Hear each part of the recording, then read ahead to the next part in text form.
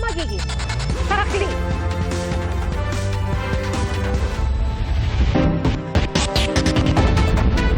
Trahedya ang sinapit ng isang babaeng nakikipasko lang sa kanyang nobyo sa Tondo, Maynila.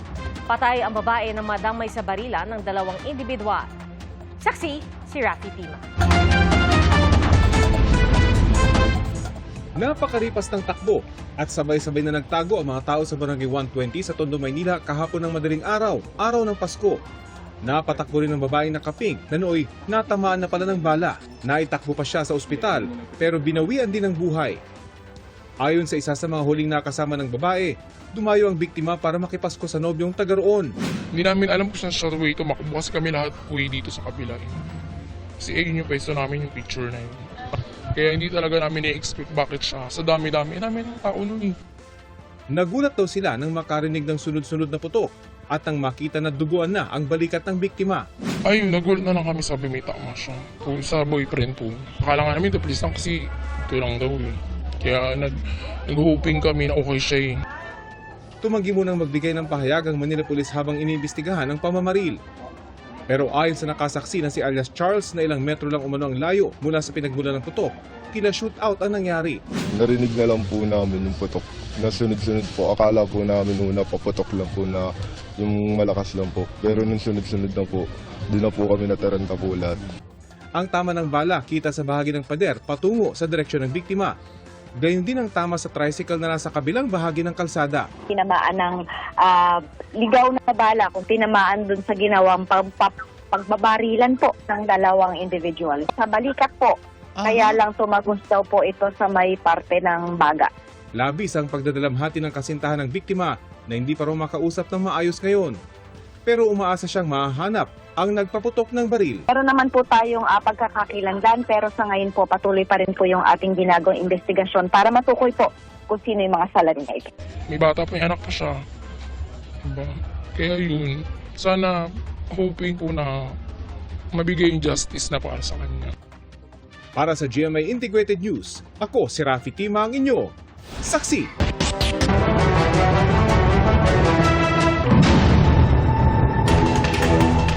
Bago sa saksi, sumiklab ang sunog sa residential area sa Barangay Nangka, Marikina City, mag-alas 7 ngayong gabi. Umabot sa ikalawang alarma ang sunog. Ayon sa Bureau of Fire Protection, nasa 70 pamilya ang apektado ng sunog. Wala namang naiulat na nasaktan sa insidente. 300,000 piso ang halaga ng pinsala sa ari-arian. 7 arestado dahil sa mga insidente ng indiscriminate firing o walang habas na pamamaril mula po nitong December 16. 4 sa mga naaresto ay pulis. Saksi, si June Veneracion. Base sa mga butas sa pinto at dingding ng tindahang ito, 7 beses nagpaputok ng baril ang 37 anyos na lalaki kahapon, araw ng Pasko, sa Pavia, Iloilo. Tinamaan ng bala sa paa ang isang babaeng nakaupo sa kanilang compound sa harap ng tindahan. Ang bata abisir nakakita, minor, so yun, basta nakita nilang kuruging palupok na may dala sa nga pusil, yung palupok yan. Ayon sa mga opisyal ng barangay, lasing umano ang suspect na nagpaputok ng baril kasabay ng batang nagpapaputok ng triangulo. Walang dokumentong maipakita ang suspect na mahaharap sa reklamong reckless imprudence resulting in physical injury in relation to RA 10591 o Comprehensive Firearms and Ammunition Regulation Act. Wala pa siyang pahayag. Araw ng Pasko rin, nang tamaan ng hinihinalang ligaw na bala ang isang lalaki sa Bacolod City. Ayon sa mga pulis, kasama ng biktima ang 2 kaibigan nang biglang makaramdam ng masakit sa kanyang hita at kamay. 3 sila, 4 sa iya, mga lalaki. Mga alas 10 ang gabi, nasugod sila inom-inom, silibrar sa Christmas. Sa tala ng Philippine National Police, 7 ang arestado dahil sa indiscriminate firing o walang habas sa pamamaril. 4 sa kanila ay mga pulis na may ranggong patrolman, staff sergeant at master sergeant. Lahat po sila ngayon ay nakakulong. Sila po ay kakasuhan ng Republic Act number 11926. Ito po yung willful discharge of firearms. Kabilang sa inaresto ang 28 anyos sa patrolman na nakatalaga sa Maritime Group. Batay sa reklamo, kinumpronta ng suspect ang mga batang nagpapaputok sa Barangay San Valley sa Parañaque. Natrauma umano ang mga batang edad 10, 12 at 15 nang walang habas na magpaputok ng baril ang pulis. One-strike policy ang patutupad ng PNP sa mga masasangkot sa indiscriminate firing. Ang mga masasangkot na pulis, maharap sa reklamong kriminal at administratibo. Sa ngayon po, ongoing investigation sapagkat ito po ay nangyari kahapon. Ipapatupad po ni General Natates yung kung kanya pong sinabi na sa loob ng 36 hours, kapag po ay hindi nabigyan ng solusyon, yung pong indiscriminate firing na tatamaan po yung mga commander, sila po ay marirelieve. Para sa GMA Integrated News, ako si June Veneracion, ang inyong saksi. Pahirapan naman ang pag-angat sa bus na nahulog sa bangin sa Del Gallego, Camarines Sur. Sa kuhang ito, bandang alas 7 po yan ngayong gabi. Yan po yung bandang alas 7 ngayong gabi, sinubukang iakyat ang bus kung saan 4 ang namatay. Pero hindi pa rin ito naiaangat dahil sa laki at sa bigat ng bus. Sa mga video naman nakuha kanina alas 2:30 ng madaling araw, kita ang pagsagip sa ilan sa mga pasaherong na-trap. Dahan-dahang pinasok ng mga rescuer ang loob ng bus, pero naging hamon sa kanila ang madilim na paligid. Tulong-tulong ang mga rescuer ng lokal na pamahalaan ng Del Gallego at kalapitbayan na Tagkawayan sa Quezon. Nangako naman ng tulong pinansyal sa mga biktima ang kumpanyang may-ari ng bus na nahulog sa bangin sa Del Gallego, Camarines Sur. Inabot po ng 10 oras bago na-recover ang bangkay ng 4 na nasawi. Ating saksihan. Kalkulado at dahan-dahan ang pagbaba ng mga rescuer sa isang bangin sa Del Gallego, Camarines Sur. Yan ay para di tuluyang dumausdos ang nakataob na pampasaherong bus na suportado lang ng mga puno. Maya-maya pa, 2 labi ang magkasunod na nakuha. Bukod dyan, may 2 iba pang bangkay ang naipit sa loob ng bus. Pahirapan ang pagpasok sa loob ng sasakyan, lalo't kailangan ng tamang tiyempo para di malagay sa peligro ang mga rescuer. Matapos ang 10 oras, nailabas din ang lahat ng 4 na nasawi. Base sa investigasyon, nangyari ang disgrasya pasado alas 2 sa madaling araw kanina nang dumaan sa Andaya Highway ang bus na biyaheng Sorsogon. Bisa namin sa interview is galing ito ng Quezon City sa Cubao, papunta ito ng Gubat, Sorsogon. 4 po yung namatay, saka yung the rest po na 23 is not injured. Dinala namin sa Maria Elizar Hospital. Tuloy ang investigasyon ng pulisya, pero sa inisyal na impormasyon, lumalabas na nakatulog umano ang driver, kaya ito nawala ng kontrol sa pagkamaneho. Sa kayon po, ito talaga ang pinaka medyo tragic po itong incident. Pero sa kwento ng ilan sa mga nakaligtas na pasahero, nagising po ako bago uminda po yung driver na masakit yung tagaliran. Sabay po yung inspector po, ginilid po yung bus, nahulog po kami sa bangin. Parang na inatake yung driver. Tapos ngayon, hindi na makontrol nila nung inspector. Inspector. Kinabig niya kasi nasa kaliwang side na siya eh. Tapos tinodo ng kabig dito sa pakanan. Kaya duminadiretso na kami sa bangin. nahulog ang bus at bumaliktad sa bangin na may ilalim na 26 hanggang 30 metro. Ilang pasahero ang naghanap ng paraan para makalabas at makahingi ng tulong. Humanap po kami ng paraan para mabasag po yung windshield ng bus. Nakakuha po kami ng fire extinguisher para basagin po yung unahan ng bus. Pag-akit po namin, nakahanap po kami ng tindahan. Doon po kami humingi ng tulong. Sakto pong 1 kilometer na lang po yung police station. Ang ilan sa 21 pasaherong nasugatan, nakalabas na ng ospital. Inaalam din kung nagkaproblema ba sa makina ng bus bago ito binyahe. Nagsasagawa na rin ng sariling investigasyon ang LTFRB. Pinagpapaliwanag ng ahensya ang kumpanya ng bus sa nangyaring disgrasya. Nakipag-ugnayan na ang mga kinatawan ng bus company sa mga pulis at sa mga biktima. Nangako ang bus company ng tulong. Mabigyan po ng tulong, financial po, yung lahat ng ating mga pasahero. 3 sasakyan naman ang nasangkot sa karambola sa National Highway sa bahagi ng Barangay Buluan, Ipil, Zamboanga, Sibugay, bandang alas 3:30 ng madaling araw kanina. Sa investigasyon ng pulisya, biyaheng Ipil ang isang fish carrier nang bigla ito bumangga sa kasalubong na bus. Diyos ko Lord, may motor kasi ilawam gani. Kasunod nito, isang motorsiklo naman ang pumailalim sa nasabing bus. Ngayon lang nangyari mga boss. Diyos ko, kawawa si Kuya. Grabe, malagim. Luwin, driver eh. Dead on the spot ang 29 anyos na driver ng fish carrier. Pahirapan ang pagkuha sa kanyang labi dahil sa tindi ng pagkakaipit. Tumulong na rin maging ang mga taga Bureau of Fire Protection sa retrieval operation. Sugatan naman ang dalawang pahinante ng fish carrier. Matinding sira ang tinamo ng harapang bahagi ng bus dahil sa disgrasya. Sugatan ng driver at 6 na pasahero ng bus. Sugatan din ang dalawang sakay ng motorsiklo. Inaalam pa ng Zamboanga Sibugay Police kung posibleng nakatulog ang driver ng fish carrier. Hindi lang natin alam ano ang cause. It's either naantok na talaga yung si driver natin, yung sa fish carrier. So, dapat po talaga maging alert po tayo. Para sa GMA Integrated News, John Consulta ang inyong saksi. Magdaragdag ang DPWH ng mga tauhan at equipment para mapabilis ang trabaho sa rehabilitasyon ng EDSA. Silipin po natin ang latest sa lagay ng trapiko sa live na pagsaksi ni Jamie Santos. Jamie? Pia, isang araw matapos ang Pasko, may mga balik trabaho kanina kaya naman may pagsisikip na sa mga pangunahing kalsada dahil sa dami ng sasakyan. Nakadagdag pa riyan ang isinasagawang pagsasaayos ng kalsada sa EDSA. Sa bahagi ng EDSA Orense, makikita na may pagbagal pa rin sa daloy ng trapiko sa southbound dahil 2 linya o lane lamang ang nadaraanan. Maluwag naman sa northbound lane. Alas 4 ng hapon kanina, tukod ang daloy ng trapiko sa bahagi ng southbound ng EDSA Guadalupe. Ilang metro mula rito kasi nagsisimula na ang isinasagawang pagsasaayos ng inner lane ng EDSA. Kaya naman hindi pa nakakaraan ng bus sa bus lane. Nakikisiksik pa rin tuloy ang mga bus sa linya ng mga pribadong sasakyan dahil sa isinasagawang asphalt overlane sa bahagi ng EDSA.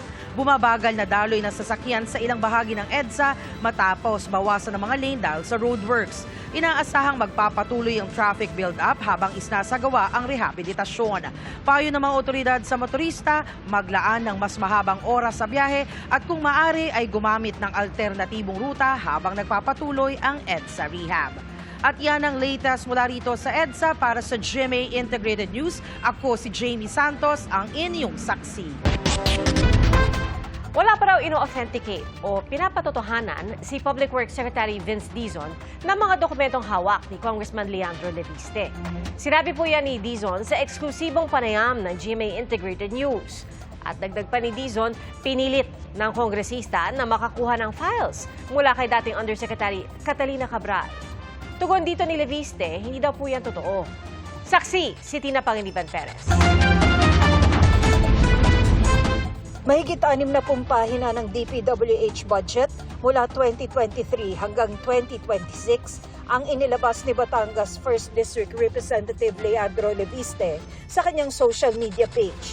Bahagi pa rin daw ito ng files na nakuha niya mula sa DPWH at kayumaong dating DPWH Undersecretary Maria Catalina Cabral. 3.5 trillion pesos ang DPWH budget ng 2023 to 2026. Ang mga nakukuha ng mga distrito umaabot sa 50 to 60 billion pesos during that time period. Ang mga average siguro, kung 3.5 trillion divided by 253 districts, ay mga nasa 15 billion pesos. Sa mga rehiyon, pinakamalaki ang alokasyon ng Region 3 o Central Luzon na nasa halos 407 billion pesos. Sumusunod ang Region 4A o Calabarzon na may halos 342 billion. Region 5 o Bicol Region na may mahigit 272 billion at NCR na may mahigit 231 billion. Sa mga distrito naman sa NCR, pinakamalaki ang sa Taguig City 1st District na umaabot ng halos 18.5 billion pesos. Pangalawa ang Quezon City 4th District na may mahigit 14 billion. Habang pangatlo ang Valenzuela City 1st District na may halos 10 billion. Ang hindi public sa mga files na ito, ang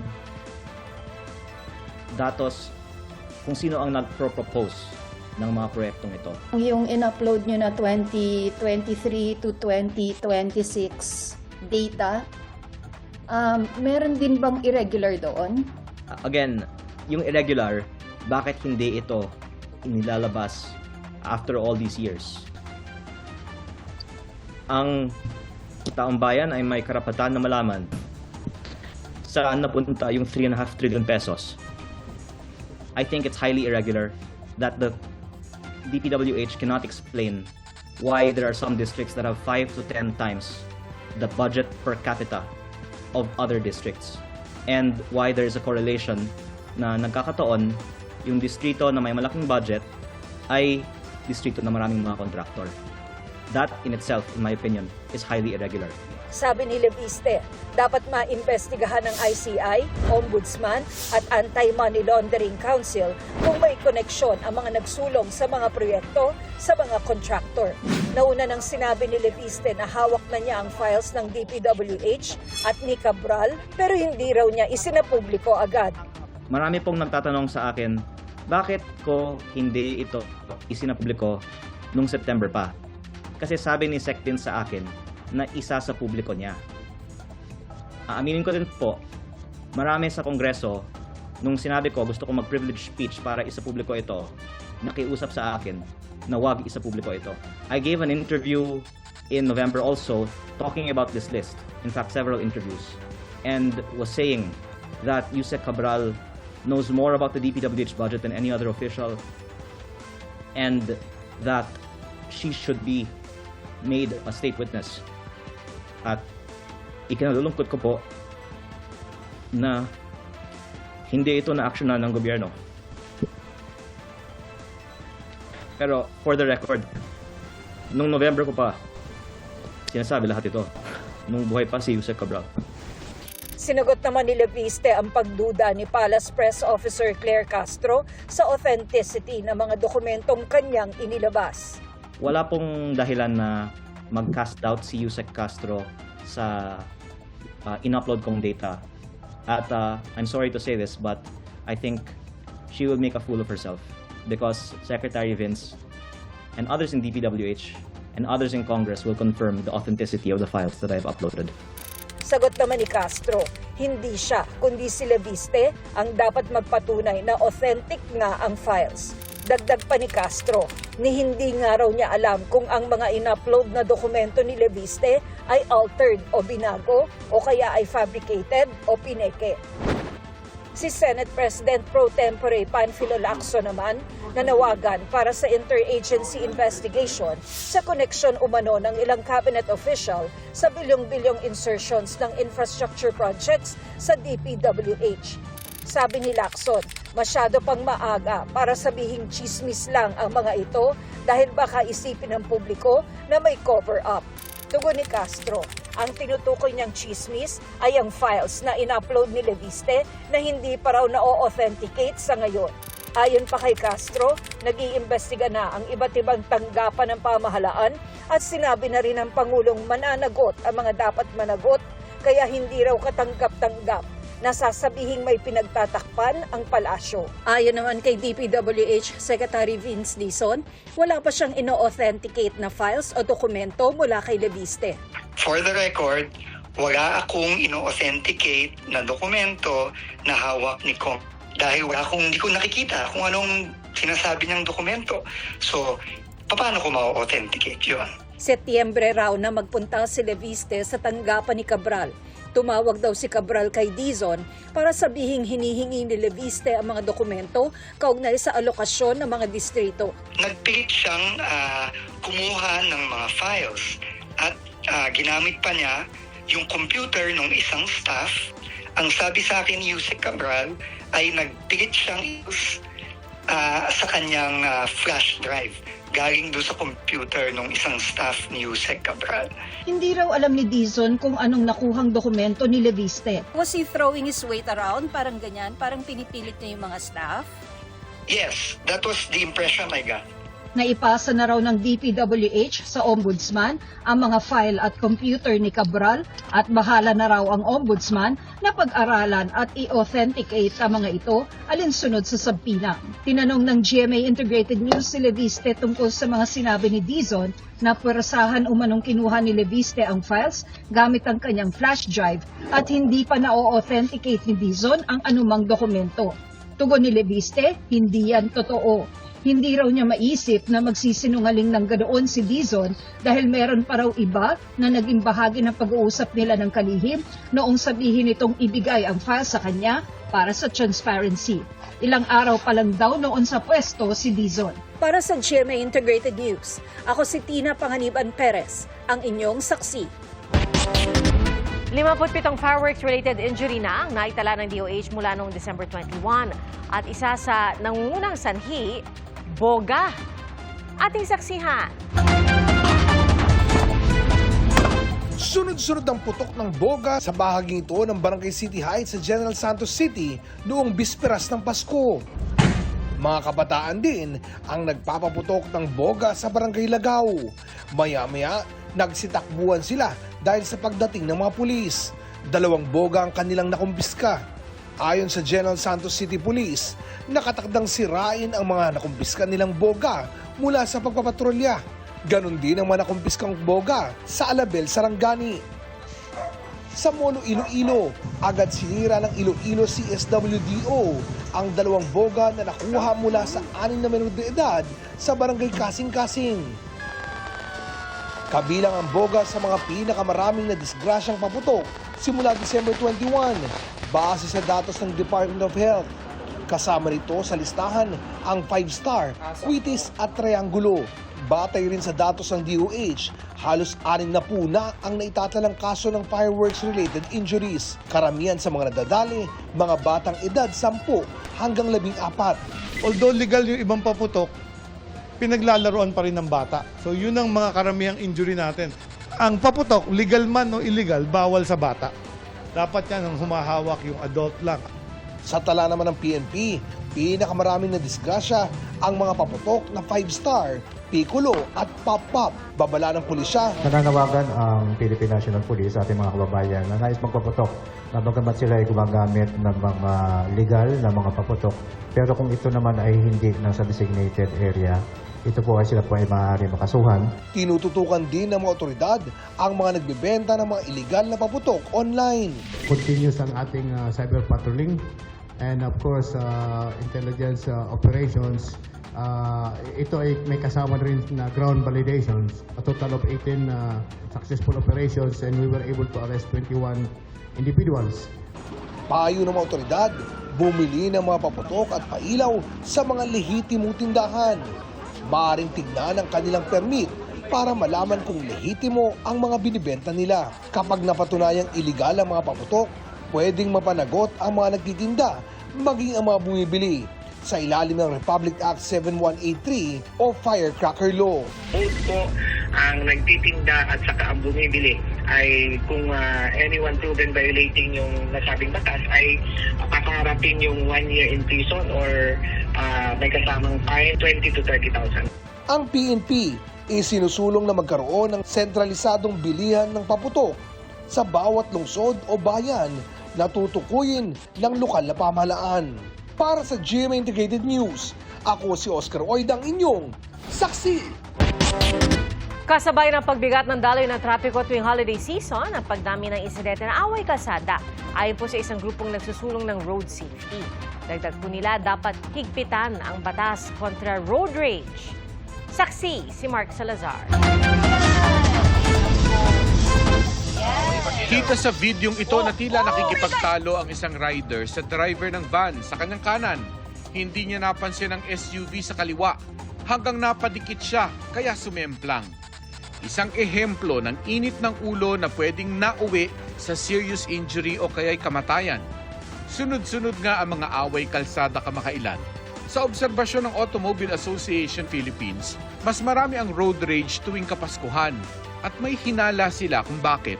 Pinagdadaanan ng Pilipino. Ang ibig sabihin yan, siguro hindi kamukha nung araw, masagana talaga ang Pasko. Pagpunta niya ng grocery, lahat ng bibili niya, isang piraso 100, kamukha ng mga bell pepper na ginagamit sa pagluluto. Medyo may konting inis ang taong bayan. Dala-dala nila yun.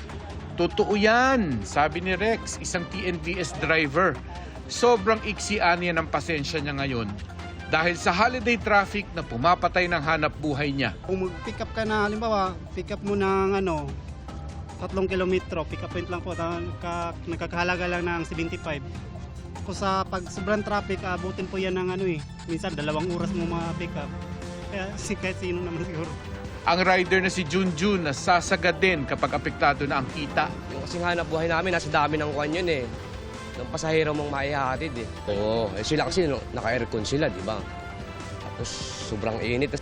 Para mabilis na mapalamig ang ulo, iniisip niya lagi na may uuwian pa siyang mag-ina. May na-experience ako yan, kwan eh. Pinakitaan ako ng baril eh. Oo.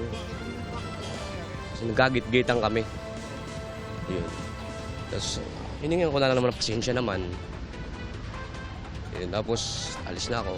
Maliit na hindi pagkakaintindihan naman ang mitya ng mga away kalsada para sa iba. Ganyan kalimitan ang dahilan para kay Jonathan ng munti kanyang mga road rage. Yung hindi mo sinasadya, hindi mo naman alam na matatamaan mo siya kahit hindi naman. Oo. Wala sir. Tapos tatawagin ka mo, te. Hindi ko naman alam eh. Wala, taas kamay na lang. Chill-chill lang. Sabi ng Automobile Association of the Philippines, wala rin kasing batas laban sa maaangas sa kalsada. Tila hindi na raw sapat ang pag-bash online o suspensyon ng lisensya. Kulong dapat yan. Mag-iisip ang tao. Magkaka-record ka, unang-una, pagka nag-NBI ka, malabas sa record mo, nakulong ka. O maganda, masamang record yun. Mag-apply ka sa isang kumpanya, makikita, pikon ka na, ikipagbuntalang ka.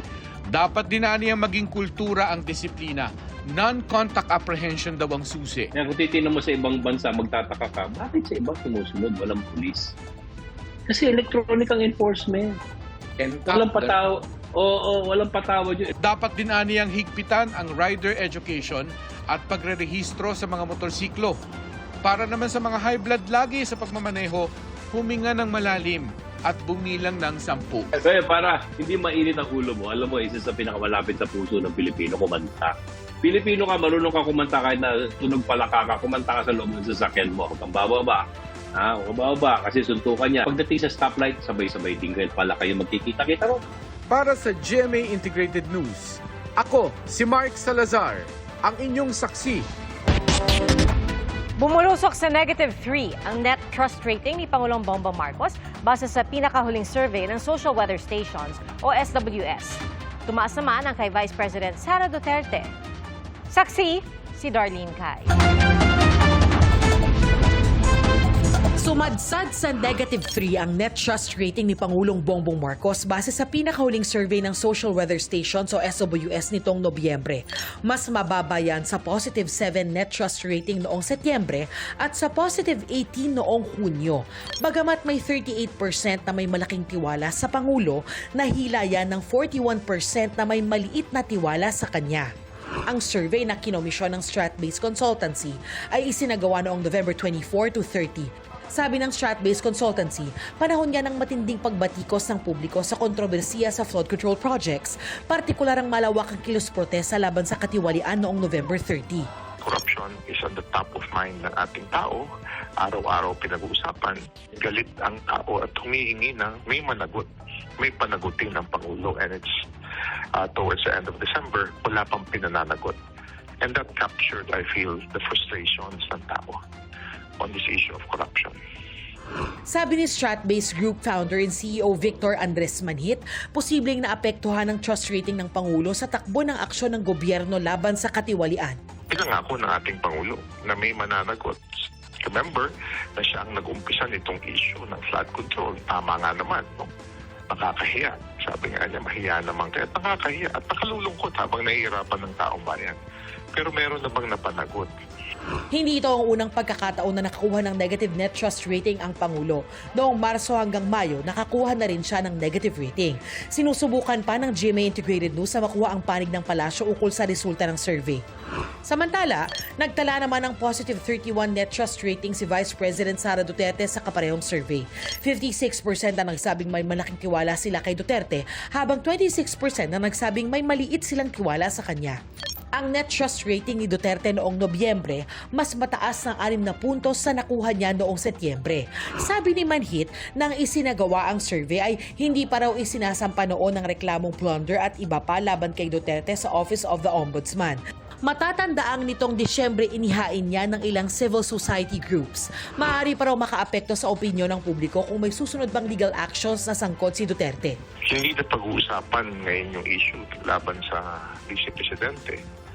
Tandaan natin ay this is the end of November at may nag-file ng kaso sa kanya I think 2 weeks ago. So hindi na-capture, di ba? May nag-file sa ombudsman. So, nung mga panahong nagsasurvey, ang nasa taas ng pananaw ng taong bayan ay yung malaking mga rally, mobilisasyon. Ang hinihingi ay may panagutin tungkol sa flood control. Malayo sa isyong ito ang ating Vice Pangulo. Sinisikap din ng GMA Integrated News sa makuha ang pahayag ng Vice Presidente ukol dito. Para sa GMA Integrated News, ako si Darlene Cay, ang inyong saksi. Nasunog ang bahay na yan sa Bayawan City, Negros Oriental. Sugatan sa insidente ang 86 anyos na lolo. Nakikitira muna siya sa bahay ng kanyang apo. Base sa investigasyon, galing sa kusinang apoy na tumupok sa bahay na gawa sa mga light materials. Pinagpapaliwanag ng LTO ang mga driver at may-ari ng mga sasakyang sangkot sa nag-viral na road rage sa Marikina City Riverbanks noong December 24, bisperas ng Pasko. Inatasan po silang humarap sa LTO sa January 7. Pinagsusumite rin sila ng sworn explanation para ipaliwanag kung bakit hindi sila dapat panagutin sa mga naging paglabag nila at kung bakit hindi dapat bawiin ang kanilang mga lisensya. Ilagay muna ng LTO sa alarm status ang dalawang kotse. Ibig po sabihin, ipagbabawal muna ang anumang transaksyon kaugnay ng dalawang sasakyan. Isinalalim din sa preventive suspension ang lisensya ng dalawang sangkot na driver. Dahil bakasyon mode po ang mga tao, dinarayo po ng mga pamilya ang isang play park sa Taguig City na puno po ng iba't ibang atraksyon. Saksi si Jamie Santos. Sa entrance pa lang ng play park sa Taguig City, mabigat na ang traffic. Tila senyales na marami ang sabik na masubukan ng mga atraksyon sa play park pa nitong December 20 lang binuksan. Ang play park sumasaklaw sa 3,000 square meter na espasyo. Malawak na lugar para sa laro at bonding ng buong pamilya. Tampok sa play park ang 11 atraksyon kabilang ang giant slide na pinipilahan. Patok din ang pirate ship, eagle climber, play mantis, fishbone equipment, web climber, giraffe play equipment, swing tree, sunflower swing, bird at lover seesaws at musical instruments. Sa bawat atraksyon, ramdam ang kilig at saya ng mga bata habang natututo silang umakyat, tumalon at makipaglaro. Ano ka ba sa experience? Opo. Opo. Pero pagbaba, ano pakiramdam? Saya. Masaya. Kaba. Opo, kakaba na masaya. Hindi rin mangangamba ang mga magulang sa kaligtasan ng kanilang mga anak dahil bawat area may mga nakabantay na staff. Pwede ring magpahinga o magsalo-salo sa mga food stall sa paligid ang mga magulang. Matatagpuan ang play park sa kahabaan ng Laguna Lake Highway. Katatapos lamang ng Pasko, maraming pamilya ang dumiretso rito upang sulitin ang bakasyon. Ang iba nga sa inabutan namin, galing pa sa malalayong lungsod at dumayo rito para mag-enjoy ang kanilang mga chikiting at sulitin ang family bonding. Sobrang saya po kasi po talagang naisipan nila magpahandog ng ganito po para sa mga kabataan lalo na sa mga walang budget. Napaka-safe po sa mga bata. Sinusulit lang talaga namin yung time na makasama namin yung isa't isa for the holidays. Paalala lamang sa mga bibisita, sarado ang parke sa mga sumusunod na petsa, December 31 at January 1. Magbabalik sa regular na operasyon at muling tatanggap ng bisita ang mga parke sa December 26 to 30, 2025 at January 2 to 11, 2026. Planuhin ang inyong pagbisita upang masulit ang kasiyahan at ala-ala sa Taguig City Parks ngayong Christmas break. Para sa GMA Integrated News, ako si Jamie Santos, ang inyong saksi. Salamat po sa inyong pagsaksi. Ako po si Pia Arcangel para sa mas malaking misyon at sa mas malawak na paglilingkod sa bayan. Mula sa GMA Integrated News, ang News Authority ng Filipino. Hanggang sa Lunes, sama-sama po tayong magiging saksi!